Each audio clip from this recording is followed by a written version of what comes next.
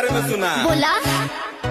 अरे खरे जा, हम तोरे गौवा में केतनो मुहवा बान के आई ना, है तोहार छोटका भाई हमके पहचान लेवेला। का बताई एकर आदत इतना बिगाड़ देले ना कि दतवा छियार के दीजा 10 रुपया दे दा, गोड़वा पर के मांग लेवेला। भाग झूठा। दीदा 10 रुपया दा। मेरी जबान टूट गई यार। अरे देख ला तुम्हारा इसने भाई बड़ो नशा में तू